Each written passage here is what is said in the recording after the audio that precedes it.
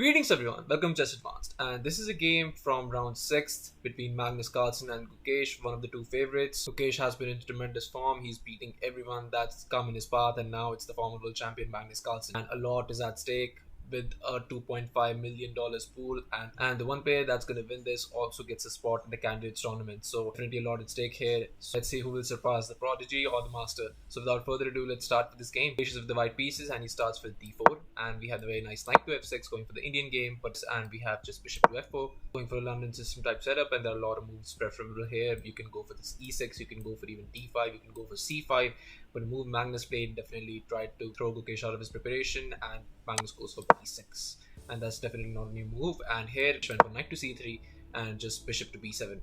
Just being getting the bishop. Magnus definitely thought that he would surprise Gukesh with this move, but Gukesh came up with an even bigger Uno reverse as he went for this very nice f3 to throw Magnus off his preparation, because Magnus went e6, but the very nice e4 is going for that, grabbing that whole center. Here a lot of moves you can play. You can go for this d5 trying to get that center, but then you get this knight to b5, and then there's a lot of trouble with this bishop nicely slicing all the way here. So instead Magnus just tried to keep it simple and goes for this a6, not allowing any knight jumps, and we have just this queen to d2. Definitely Gukesh wants to castle queenside, and here Magnus takes the opportunity to immediately go for the center with this d5, and we have a queenside castle by Gukesh, and just going for this bishop to b4, just spinning that knight. And we have just a3 by Gukesh, and here Magnus decides to part with his bishop pair and goes for this bishop captures, and we have queen captures, and now it might seem like Magnus is winning a pawn, but instead Gukesh has something nice in store for him, because Magnus does go for this decaps on e4, but instead of recapturing, here Gukesh goes for this very nice d5, and now comes trouble because knight captures on d5 was played, but just queen captures. Here it might seem like you're in a little bit of trouble, but Magnus has it all prepared, because Magnus just goes for queen to f6 and asks for a queen trade. And here Gukesh obliges. We have queen captures, knight captures. And here Gukesh just goes for this bishop to e5, just spinning that knight, and the only way to save this is just king to e7, which Magnus goes for, but we have this bishop caps on c7. And now after Magnus develops his final knight, you could go for this check, but that doesn't do that very much, so Gukesh gets the bishop all the way back, bishop to g3. Gukesh is definitely better. He didn't allow Magnus to castle, but the problem with Gukesh's position is that rooks can easily join the game, and the knight can be easily developed with this bishop all the way having this pressure, and this e4 pawn. This e4 pawn is just so strong in this position. So even though it feels like Gukesh's position is much better, it's Magnus who will have easy time developing this position. For this rook to g8. And we have this bishop to e2, and here Magnus just goes for king to e8. No point in keeping that king there. You can always have this check. And so here what Gukesh should have gone for is this knight to h3, and after knight to h5, just going for that bishop, and now you move the bishop, going for this bishop to d6. Yes, it definitely might seem like a blunder, because you get this rook caps on g2, and now your bishop is hanging, and once you move the bishop, you lose the pawn. But the point is that you don't have to move your bishop, because you get this rook to g1, and now you have to trade, because if the rook joins that, then it's definitely over. So after rook captures and rook captures, you still cannot capture this pawn because of this.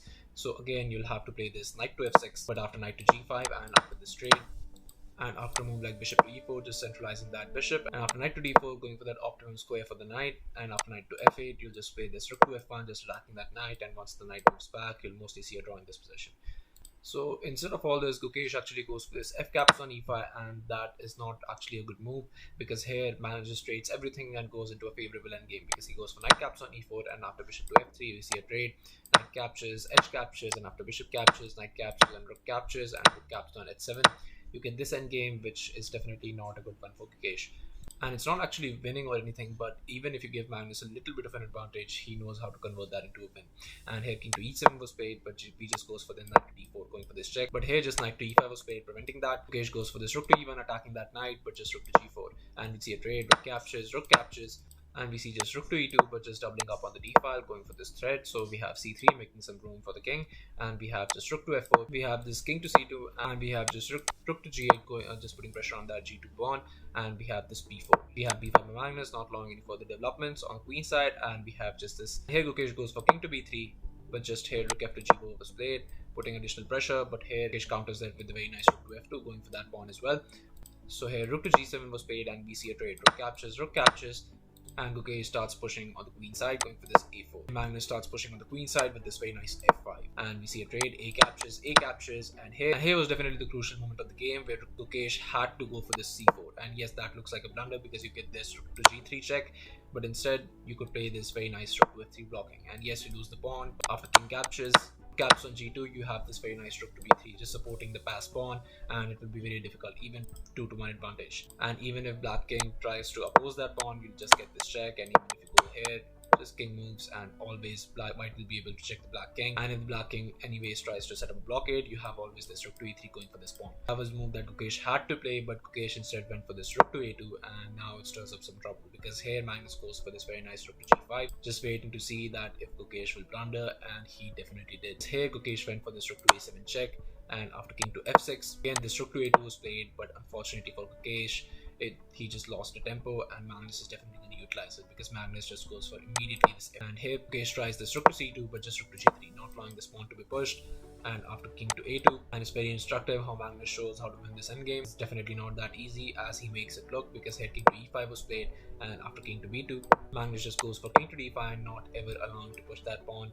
And after rook to d2 check was played, king to e4 was played. Gukesh doesn't have anything in the position, so instead he goes for this king to b3, here just e5. Rook to e2 check, here the king moves back, but we have this rook to d2, and after e4, here just rook to d5 check was played by Gukesh. f6, we have just rook captures, but it's a bit too late, because Magnus just pushes his pawn and goes for this e3, and Gukesh here goes for rook to b6 check, and we have king to f5, and we have rook to b5 check, and we have king to e4, and now it's possible to stop the promotion. So rook to b8 was played, but just e2, and it was on this move, on move 48, that Gukesh resigned the game. And it's definitely incredible to see how Magnus, just a little bit of advantage you give him, and he's able to convert that into a win.